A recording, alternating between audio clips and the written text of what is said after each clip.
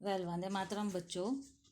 कल हमने मीराबाई के बारे में जानकारी हासिल की है, तो आज मीरा के पद के बारे में जानेंगे। इस पद का प्रवेश किस तरह हुआ है। लोक कथाओं के अनुसार अपने जीवन में आए कठिन दुखों से मुक्ति पाने के लिए मीरा घर परिवार छोड़कर वृंदावन में जा बसी थी और कृष्ण प्रेम में लीन हो गई थी।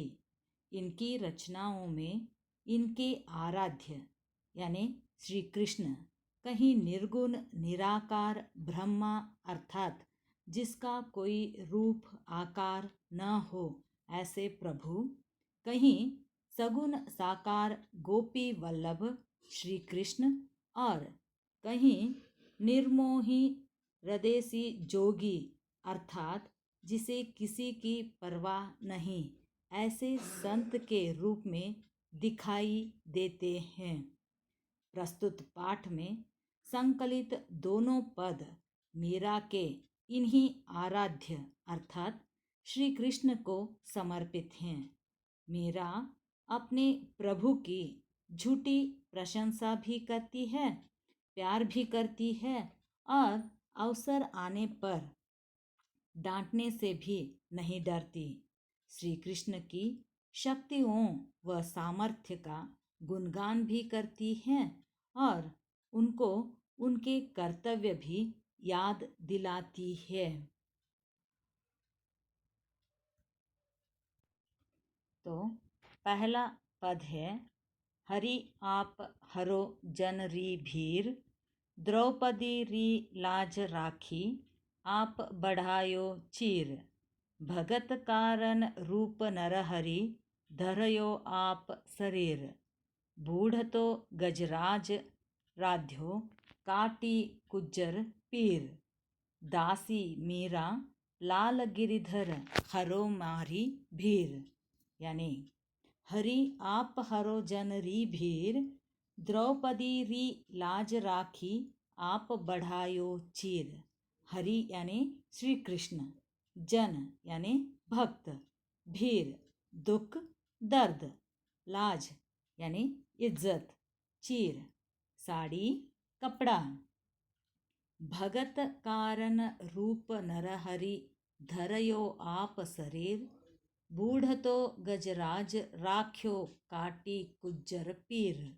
नरहरि यानी नरसिंह अवतार, शरीर यानी शरीर, गजराज हाथियों का राजा, ऐरावत यानी इंद्र का, गुज्जर हाथी, काटी मारना, दासी मीरा लाल गिरिधर हरो मारी भीर। लाल गिरिधर यानी श्री कृष्ण भगवान, हमारी यानी हमारी। ये प्रस्तुत पद हमारे हिंदी पाठ्यपुस्तक स्पर्श 2 से लिया गया है। इस पद की कवयित्री मीरा है। इसमें कवयित्री भगवान श्री कृष्ण के भक्त प्रेम को दर्शा रही है और स्वयं की रक्षा की गुहार लगा रही है। मतलब इसका, इस पद में कवयित्री मीरा भगवान श्री कृष्ण के भक्त प्रेम का वर्णन करते हुए कहती हैं कि आप अपने भक्तों के सभी प्रकार के दुखों को हरने वाले हैं अर्थात दुखों का नाश करने वाले हैं।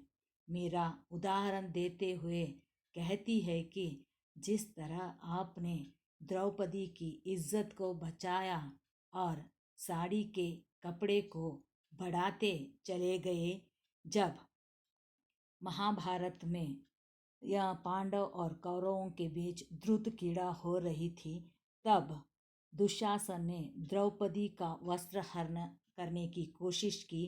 तब वह द्रौपदी ने श्री कृष्ण का भक्ति की और उसे याद किया, उनसे प्रार्थना की, तो श्री कृष्ण ने उन्हें वरदान दिया और दुशासन जितना ही कपड़ा खींचता गया वैसे ही वह कपड़ा बढ़ता ही गया और अंत में दुशासन हार कर बैठ गया। इस तरह श्री कृष्ण अपने भक्तों के उद्धार के लिए जहाँ भी हो वहाँ से उन्हें अभय देकर उनकी रक्षा करते हैं। इसका यहाँ पर समझाना चाहती है कवयित्री।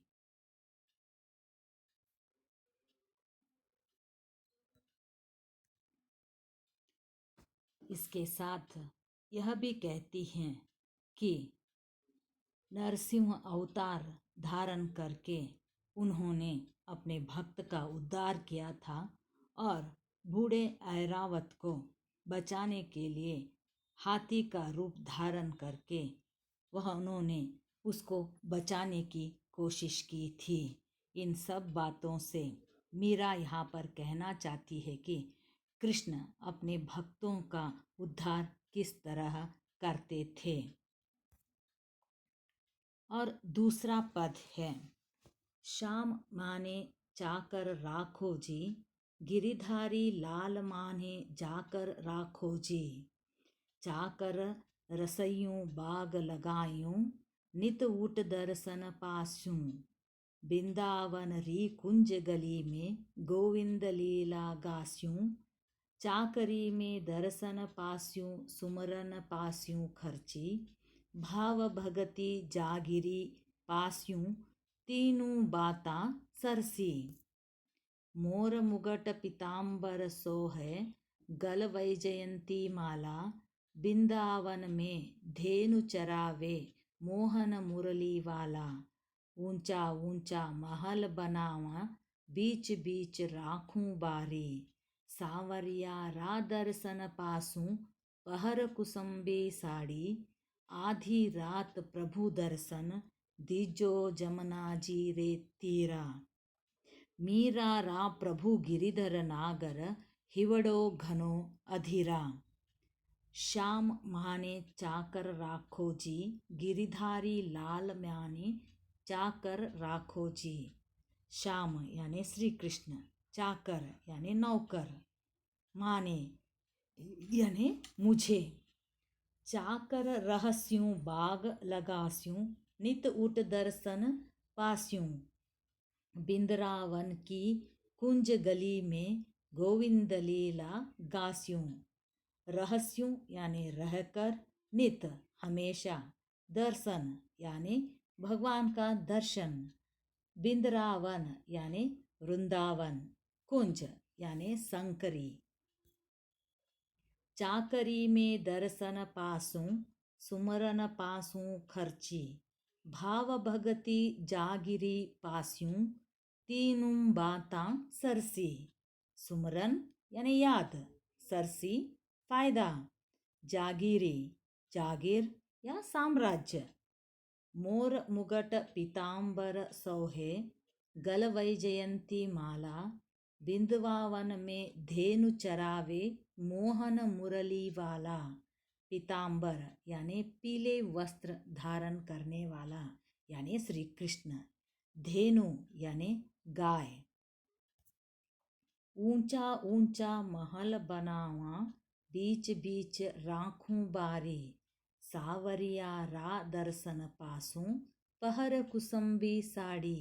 बारी यानी बगीचा, पहर पहनकर।